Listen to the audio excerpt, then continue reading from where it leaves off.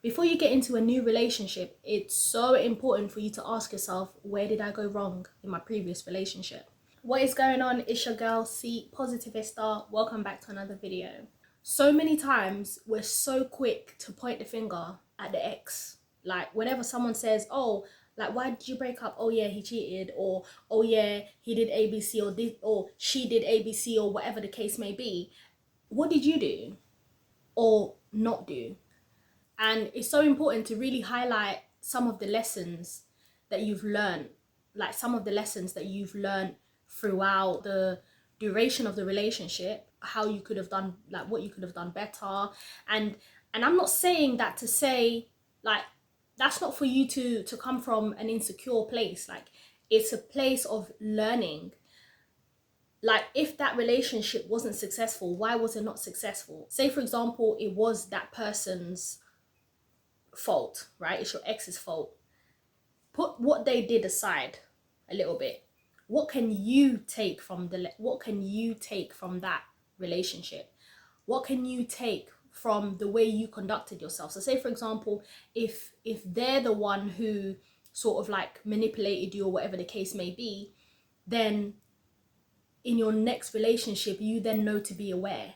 You then know how to move differently. Like, previous relationships need to be teaching you stuff, because if you're not learning from previous relationships, that's how we get stuck in cycles. That's why we find ourselves dating the same person in a different body, meaning you seem to meet the same type of person, you seem to meet the same type of dude, where it's like, how is he doing the same thing that my ex did? How is this person doing the same things that the person I was previously? As if someone told them the full-on story and said to them, yeah, just treat her the same and carry on with it. Like, sometimes life will keep teaching you the same lesson until you learn. So before you get into your new relationship, it's important, really sit down, reevaluate everything, like everything that went down, how the relationship was, if there was something that you should have done more of, or and when I say should have done more of, I'm not referring to should have done more of to save the relationship. What I'm saying is, should you have communicated a bit more? Should you have dated a little bit more, like gone out a little bit more, like from that perspective? And because when you do get into your new relationship, you know that actually I need to communicate more. I'm someone who shuts down. Like, how do you deal with conflict? How did you deal with conflict in your previous relationship? And not just that, like, different people bring about different aspects of us.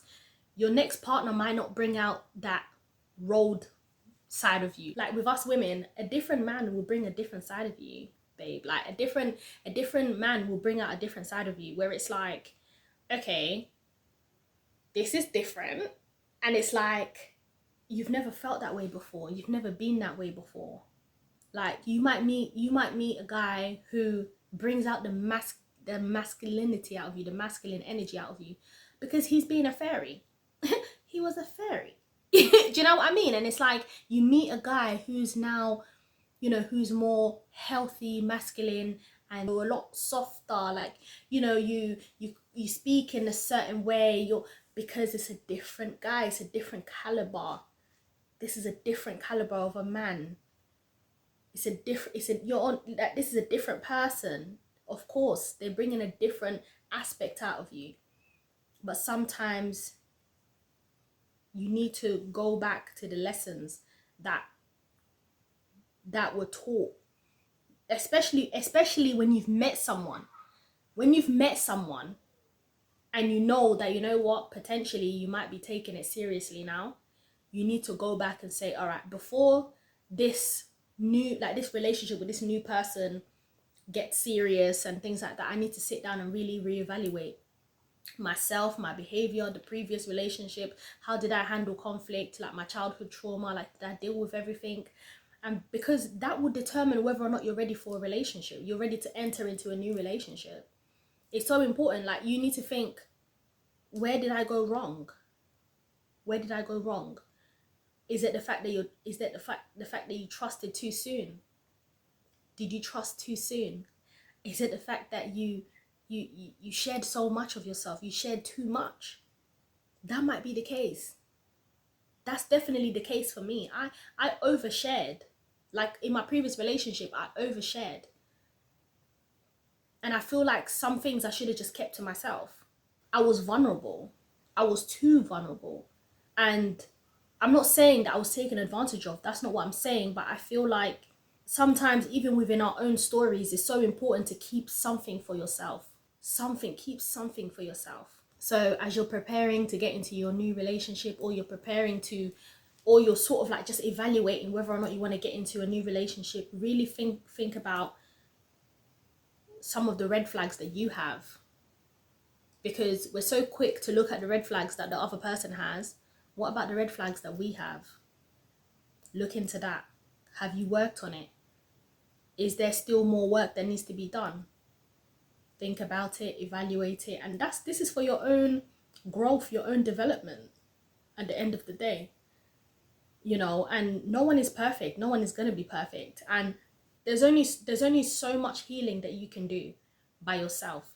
Sometimes you need to get into a relationship for you to then see how much of a healing you've done and how much more work may need to be done.